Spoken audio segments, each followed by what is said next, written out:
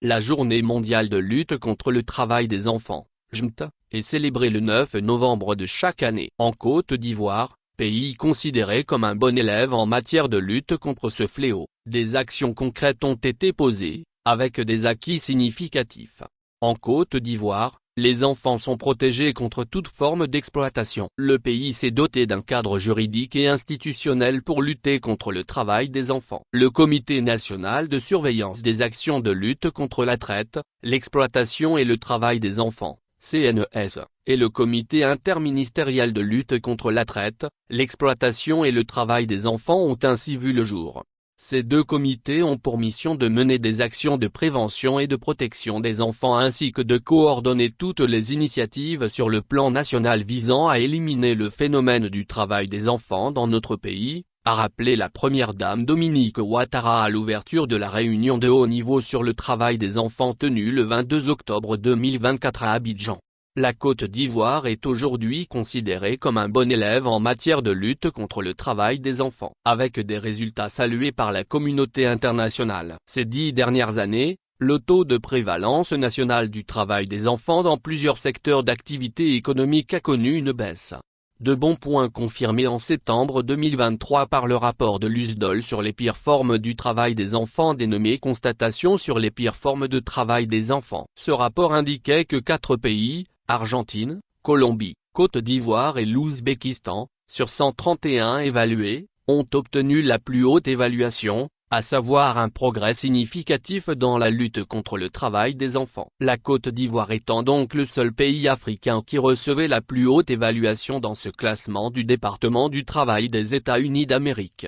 Pour parvenir à ces résultats, le gouvernement ivoirien a mené de nombreuses actions parmi lesquelles on peut citer le mécanisme national d'alerte précoce, de collecte de données, d'intervention et de décision, dénommé système d'observation et de suivi du travail des enfants en Côte d'Ivoire, SOSTECI. Et la lutte contre le travail des enfants est un volet important de la stratégie nationale pour une cacao-culture durable. En plus de l'intensification de la sensibilisation des communautés, le pays dispose d'une sous-direction de la police criminelle en charge de la lutte contre le travail des enfants et la délinquance juvénile avec des antennes régionales à Soubré, San Pedro, Bandoukou, Bouaké, Korogo et Mans.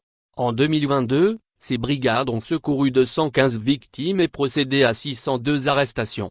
584 enfants victimes de traite ont été secourus et 302 personnes impliquées ont été arrêtées. En 2023, elles ont secouru 3057 victimes de violences faites aux enfants et arrêté 957 personnes. En matière de traite des enfants, 857 victimes ont été secourues et 603 arrestations ont été enregistrées. En plus de la répression, les ministères concernés mènent de nombreuses actions. Au ministère de l'Éducation nationale et de l'alphabétisation par exemple, la politique de l'école obligatoire en 2015 avec une attention particulière à la scolarisation de la jeune fille a été une des décisions majeures. Depuis 2011, le pays a construit 95 428 salles de classe, doublant presque la capacité d'accueil. Ce sont plus de 69 000 enseignants qui ont été recrutés entre 2021 et 2023. Les mesures sociales telles que la distribution des kits scolaires, la suppression de certains frais ont amélioré le taux de scolarisation. Le pays dispose aussi de centres de protection pour les enfants victimes d'exploitation construits par la Fondation Children of Africa. À Soubré et Ferkes-Edougou,